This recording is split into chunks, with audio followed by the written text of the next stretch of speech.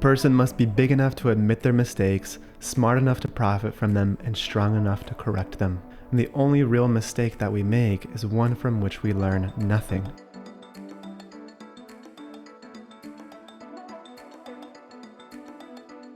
Mistakes, mistakes, mistakes. I've made so many of them in my journey as an entrepreneur. If you don't know who I am, my name's Yamuna. I lived as a monk for 3 years in monasteries all over the world, dedicating my life to service, studying, and trying to humble my ego a little bit.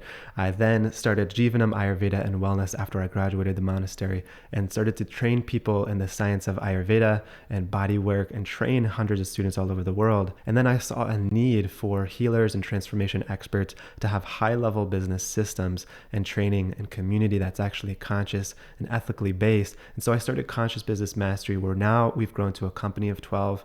We've served over 500 clients, and our mission is to help 10,000 conscious founders scale their missions with proven systems. Make sure to hit the subscribe button below. When you hit subscribe, when you hit like, when you comment, whether it's something you want to see more of, something you want to see less of, it really helps me grow this and grow this for you. I feel like I've been given so much. I've been able to grow so much from the grace of my mentors and so many beautiful teachers and life experiences.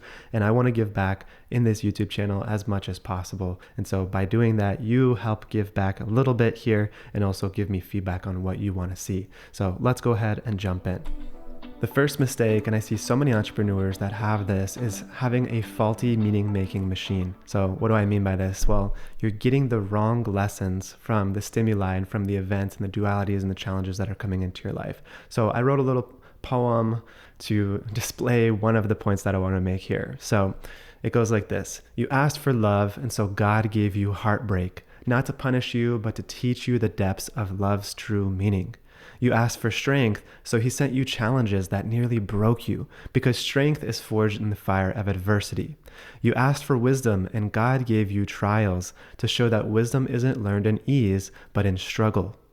You wanted courage, so fear was placed before you, because courage can only exist in the face of fear. Every virtue you seek is shaped in the shadow of its opposite. And it is through overcoming these trials that your soul learns to embody exactly what you asked for. So in this example, we see that a lot of the times entrepreneurs have a vision of what greatness and what greatness looks like and what joy is going to come from their mission and what it's supposed to feel like and what their experience is supposed to be like. And yet when you ask for something, you're going to get exactly what you need in order to become the person that end result, that achievement is appropriate for. So who do I have to be in order to receive the desires, in order to receive the achievements and the accomplishments that I want? Well, I have to be somebody different, because it's from being that I'm going to do the right things, and from doing is that I'm going to get the right results. And yet I see so many people, when challenges come, when these dualities come, they think that the world is against them. They think that it's some oppositional force trying to keep them back. And they blame all these oppositional forces. But those seemingly oppositional forces are actually our allies, crafting us into the person that we need to become in order to receive the reality that we want to receive. And so your meaning-making machine is wired to protect your ego, not to see you experience breakthrough growth. So here's another example of how I see people drawing the wrong conclusions using their faulty meaning-making machine. You might launch ads for the first time with your offer, which is an awesome thing. I love ads. And you might spend $500, $1,000, $2,000 and not make a sale. And you might just conclude, oh, I guess ads don't work, or ads don't work for me, or my offer's so complex that I can't possibly find clients for it through ads, or I'm so niche, or all these different things that you could conclude from it, when really when you have the right meaning-making machine, the meaning you would get from that is, I haven't learned how to make ads work for me yet.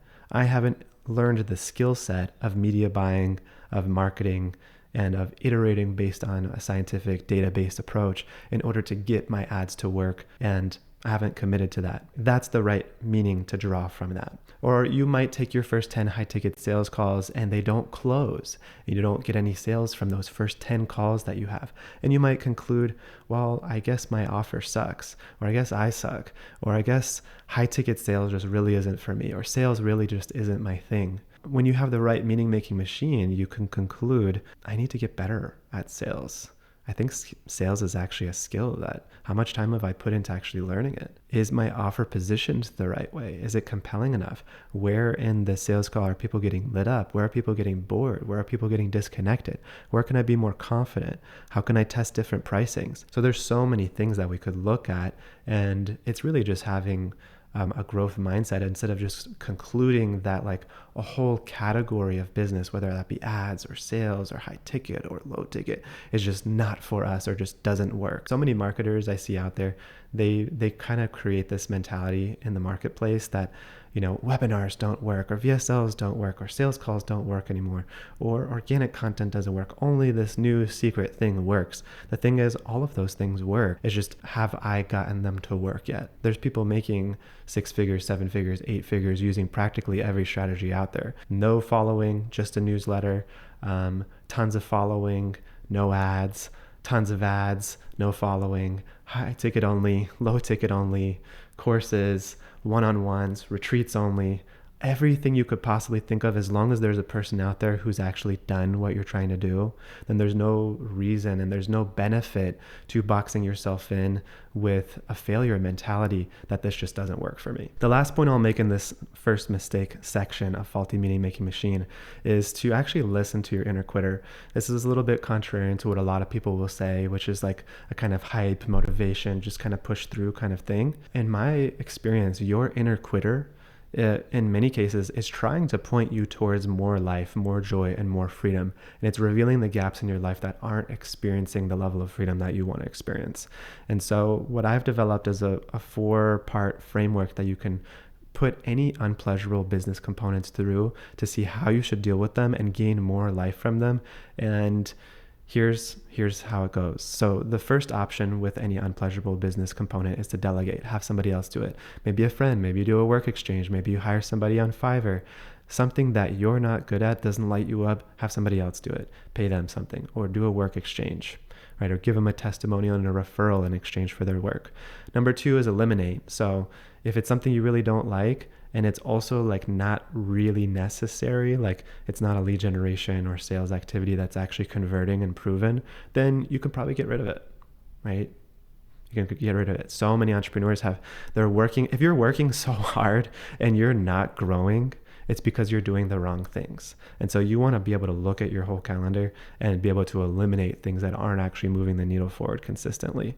A lot of things you can just eliminate from your calendar. Instead of wearing 15 different hats, wear 2 and wear them really well and have it blast off. Number 3 option for unpleasurable business components is to rewire. So a lot of people, they want to quit doing something that's essential to their business, like let's say lead generation or sales, because they have a bad mentality around it, or they think it's dirty or sleazy or something that they just don't enjoy. The thing is, those things are actually prerequisites to you doing the thing that's really awesome, which is transforming people, helping people, having people have more access to your product and transform with it. And so we want to be able to link unpleasant things with pleasant things. So unpleasant parts of our business that are absolutely necessary, link those unpleasant things with the pleasant things until they become one. And what I believe is true founder freedom is when we see all of entrepreneurialism in its whole: finance, operations, teams, product, sales, marketing, et cetera, as the vehicle for creating the most change in the world, because all of those things enable more of your magic and more of your impact to actually happen, and you to be more resourced and you to provide a higher quality experience for everybody. And so when those things are all booming, then more goodness gets to go into the world. If you're less resourced and not actually engaging in those core activities of entrepreneurialism that drive things forward and drive your impact forward, well, everybody loses. The last one is called reversal. And this is essentially where you take the quitter mentality that you have, which is probably comprised of all these unhelpful assumptions about life, about yourself, about your work, about business, and take those unhelpful assumptions and reverse them. What if the opposite of all my negative assumptions about marketing, about my product, about sales, about the marketplace, about the environment, about myself, what if I lived as if all of the opposites of those unhelpful assumptions were true, right? We can pick our mentality. We can choose the assumptions that we want to live by. So what if I choose to believe the complete opposite of all these unhelpful assumptions and just try it out for a week or for a month or whatever? Would it produce better results? Would I get to help more people? Would I have more fun? Would I have more joy? Probably. Mistake number 2 is having the wrong investment thesis. As soon as I made a little bit of money in my holistic business and I was making 6 figures or whatever, and I was starting to stack, I had more cash than I've ever had in my life. I lived as a monk for years before that with $200 in my bank account for 3 or 4 years and didn't really ever have any material wealth to my name. And I was super excited. I was like, maybe I'll get crypto. Maybe I should do real estate. Maybe I should, all these like flashy things that I was seeing out there in the marketplace for how to get your money to make you way more money. I loved the idea of passive investments. I asked one of my mentors, who is actually a financial advisor for some of the wealthiest people in New York. I said, what should I do with this money? And he said, just invest it in growing yourself. Do nothing more. That really hit me. Part of me accepted that advice into my heart, and I did that, and I invested in a bunch of awesome programs. And part of me still thought, oh, I can get this whole passive investment thing to work. And so I invested in cryptocurrency. I tried to look at Airbnb stuff, and I wasted so much money and so much time because there's no such thing as actually passive investment. All of it requires money, time, energy, education, skill, mastery. If it was so truly passive, everyone would literally be doing it and everyone would just be a millionaire and it would take no work and everyone would be in ecstasy. But it's not. And all of that energy that you put into these kind of side quest could be spent on your main quest. And all of the money that you try to put into these passive things that, have the seeming potential to blast off to outer space, they can also crash down to the ground and burn and be at zero. And for me, I don't want to have to get wealthy more than once. And the only way to do that is when my investment thesis is to invest in myself, which means increasing my active earning potential rather than trying to focus on a passive investment strategy. So investing in the S&P 500 rather than trying to put my money into crypto stocks, all these other things. So I'm not saying don't put your money into investments. I put some of my savings into the S&P 500, but I've put the majority of my profits into learning more skills, learning more about marketing, about coaching, about healing, about sales, about building a team, about so many other things. And then that's increased my active earning potential so that even hypothetically, if I went to zero and my business just crashed and burned to the ground tomorrow, I'd be able to rebuild it faster, quicker, and make it even more profitable, stronger, and better than before. And so many amazing entrepreneurs have had their businesses crash to zero or have sold their businesses and then start a new business and make it blast off even faster. And the way they do that is by achieving true financial freedom, which isn't a number in a bank or some sort of passive investment strategy. It's by actually increasing the mastery of who they are and the skill sets they possess, so they know wherever they are at any moment, they can generate the amount of wealth and income and impact that they want to generate. Also in investment strategy, 3 quick tips. The biggest expense of any entrepreneur, can you guess what it is? It is your taxes. So having the right business structure, I'm not a tax analyst, so I'm not going to recommend exactly what you do. But for me, getting it registered as an S corporation, minimizing my tax liability, and living in a state with no state taxes, those are the ways that I've been able to reduce those expenses for myself.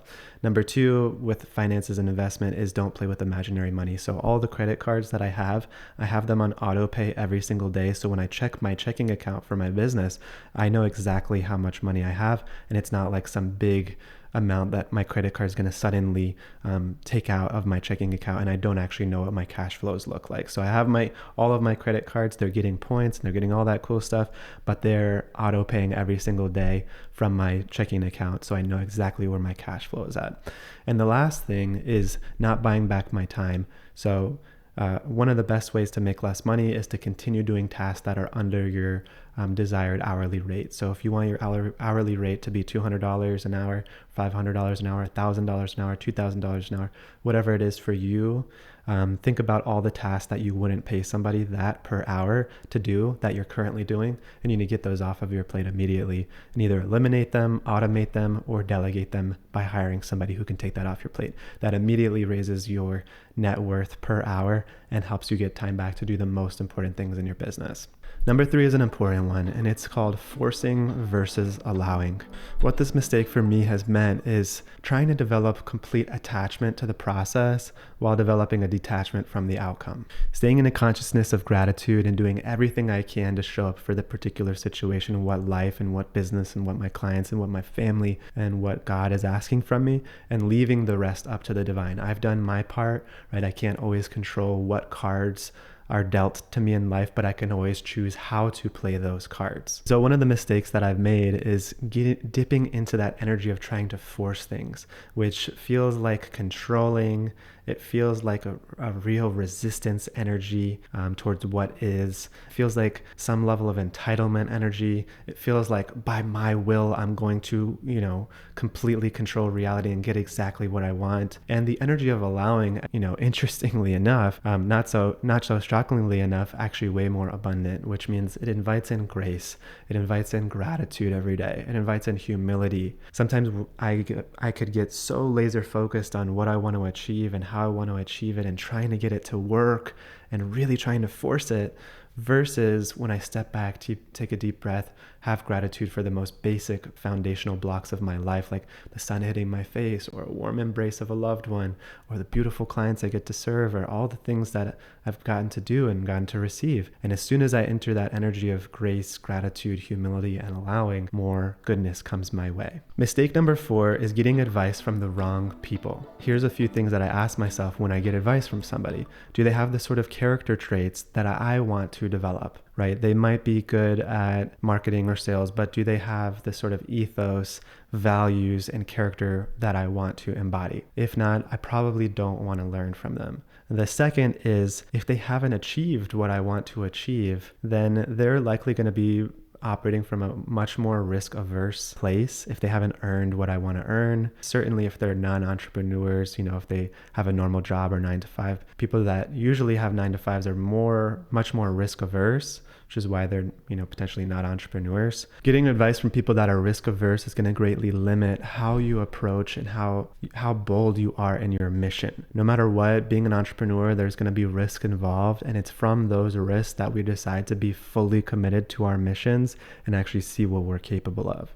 The last thing I'll say about advice from the wrong people is if they are, again, not an extraordinary person, then by default, they're going to give you ordinary advice. If you're trying to become an extraordinary person, it means extraordinary, it means out of the norm. And most people are not out of the norm by default. And most people, if they give you advice, they're going to give you advice that most people follow. And if you follow advice that most people follow, you're going to get results that most people get. The 5th mistake I've made is called the conscious usage principle. And so the basic premise behind this can be told from a story of when I was living as a monk. So when I was living as a monk, we lived in this 6-story building in New York City, and it was a little bit older and some parts of it were not functioning very well. And one of my great teachers, my gurus, came. Part of the staff or part of the residents that were living there, they began to complain about some of the things in the building being old or whatever it is, them wanting to update it or buy a bigger building and have much more space for the different events that we're holding. And what he said really stuck with me. He said, until you use every single inch of this space in the right consciousness, a bigger space won't be presented to you.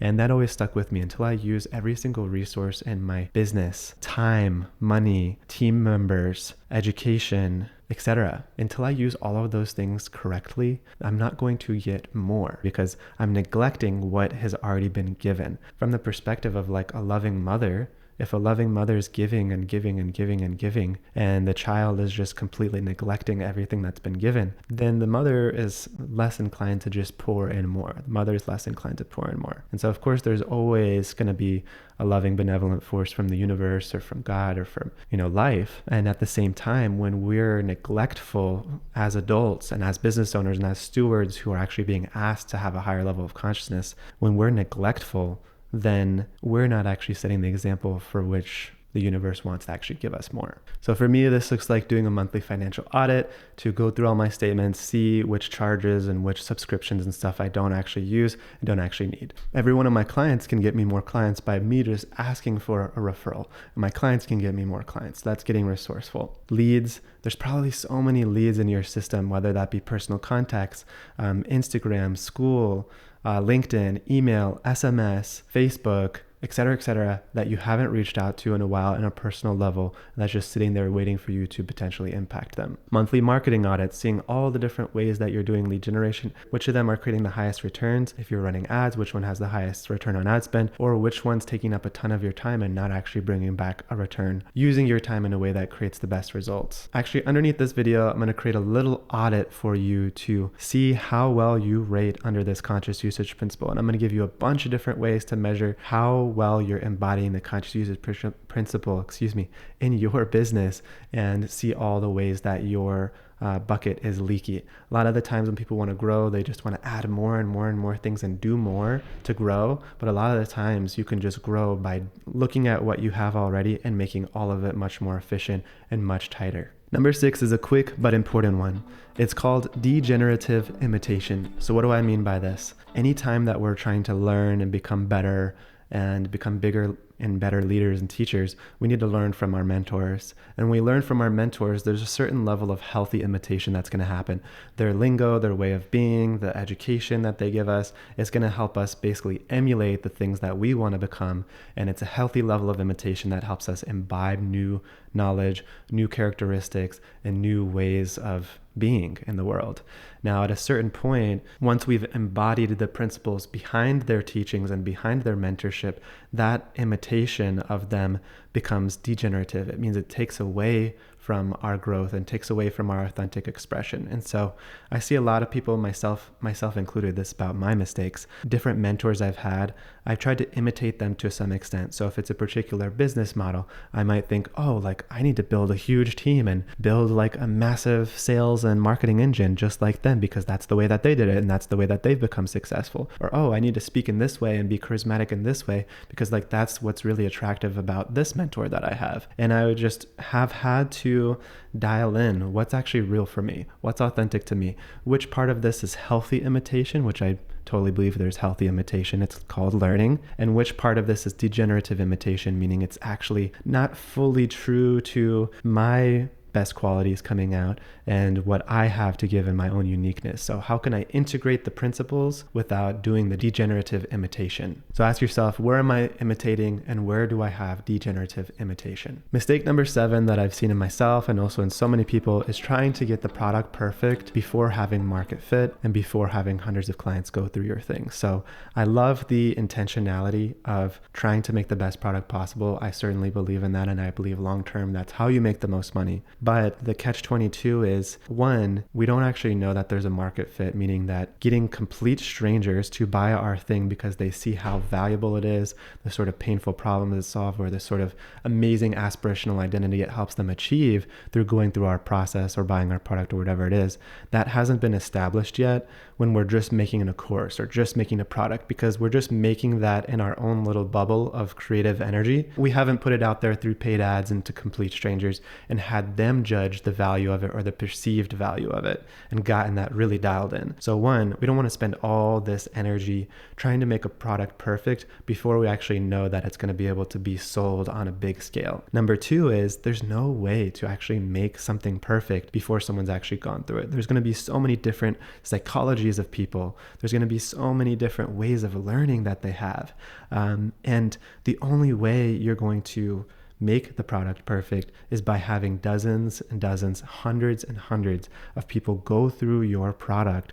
You see where they have common questions that tells you where there's gaps in your education or gaps in your coaching. You see where people get hung up. You see where there's confusion. You see where people are kind of disconnected or neutral about particular parts of your product or process. And you collect surveys. If you want to message me, I can give you a bunch of cool surveys to give your audience and to give your clients and see how to refine your product. And you'll want to create V2 of your product and V3 of your product and V5 of your product and V10 of your product.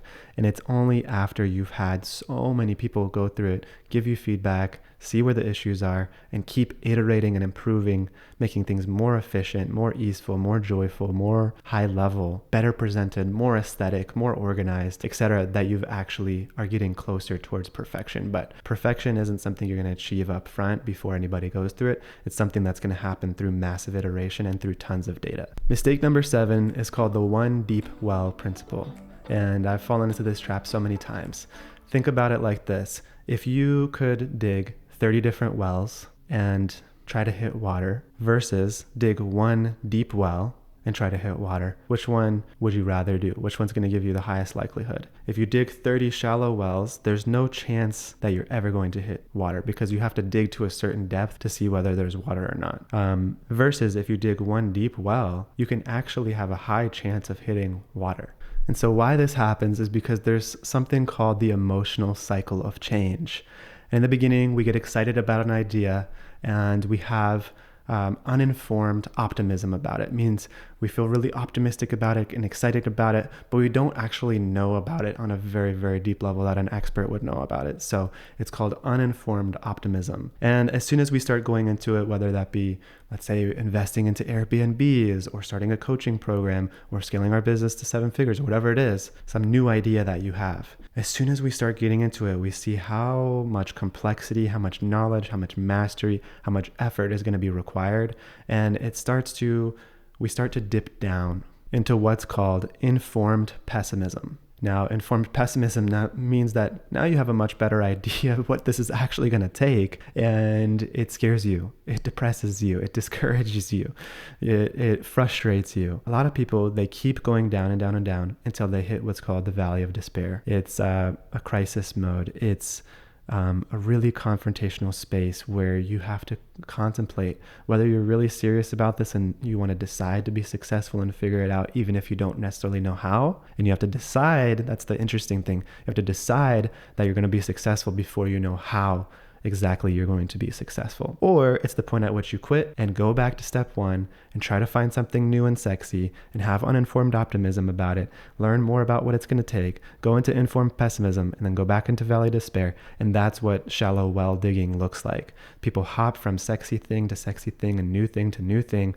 and then they never hit water because they're just addicted to the dopamine of doing something new rather than doing something well and doing something deep and actually having some grit. And so what it looks like to have one deep well is we push through stage 3, which is that valley of despair, and we go into stage 4, which is informed optimism, which means that we actually become competent at the beliefs, the skills, and the actions necessary to attain success in whatever it is that we're pursuing. And now we're informed and able and optimistic. This is really where business starts to pick up, and it takes a while. Sometimes it takes many years of entrepreneurialism in one area to get to this stage 4 of informed optimism. You get how it works and you get how to make the results that you want to make. And then stage 5 is success and fulfillment, where we actually attain the big level desire that we want to attain. And so I see so many people, myself included, getting distracted thinking something else out there is going to be easier. Every business model is hard.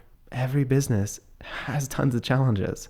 There's nothing out there that's going to produce way bigger results that's just somehow going to require way less effort and way less expertise, right? Or else everybody would be doing it. So dig one deep well instead of digging tons of shallow wells and never hitting water. Mistake number 9 is not having radical humility. Now, this kind of links back in with the allowing versus forcing point, but I feel like it's distinct enough to really go deep here. Humility means to be brutally honest. Without it, we cannot progress. Now, a lot of people think not having humility means having a big ego and being prideful and being arrogant. But also another lack of humility means to not be honest about the beautiful gifts, talents, and strengths that we have. Because to not claim those things means to not be honest, and to not be honest means to not be humble with what reality actually is. Lacking humility also looks like blame. What are all the things we can blame? Well, there's thousands of things. The economy, inflation, the environment, how we were raised, our traumas, our coaches, the marketplace, the lead quality, so many things that we can all blame. And the fact remains that there's work to be done. there's skills and beliefs to be shifted, then there's a reason we're not where we want to be, and we can only point the finger at ourselves. So radical humility and radical responsibility are best friends. They work together and they actually help you humble yourself. The reason this is, if your team's not performing, well, guess who hired them? Guess who recruited them? Guess who trained them?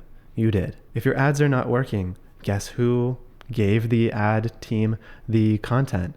Guess who ran the ads themselves? Nobody is coming to save me, and I'm only experiencing the results that I made for myself. Humility also means to be grateful in our achievements, which means that I am standing on the shoulders of giants. Anything that I've received in my life means that I'm standing on the shoulders of giants. My body was given to me by my family, my mother that birthed me, and by the foods that nourish my body. My skills were given to me by my teachers. My beliefs were given to me by the people around me. And the opportunities presented have been arranged by the universe, by God, by the divine. So anyone that thinks that they are self-made is completely mistaken. We are a product of so many beautiful factors outside of ourselves, and by remembering those things, we're able to stay out of the realm of arrogance and be able to give all credit to our teachers and to God and to our parents and to those who have brought us up. A person must be big enough to admit their mistakes, smart enough to profit from them, and strong enough to correct them. And the only real mistake that we make is one from which we learn nothing. Introspection on our mistakes is the biggest lever for speeding up learning, and learning is the rate at which we hear and see something and then actually change our behavior. The slower our rate of learning, the slower our rate of growth. The slower our rate of growth, the slower our rate of impact on the world around us. So the more we introspect on our mistakes, the more we can actually change the world. If you like this video and you want to receive weekly wisdom in your inbox, you can go ahead and join my newsletter, where I send out one proven strategy per week that you're not going to find anywhere else from someone who lived as a monk, scaled a holistic company, and now has a multi-7-figure coaching business. So go ahead, go to the description below, sign up for the newsletter, and hope to see you as part of our newsletter community.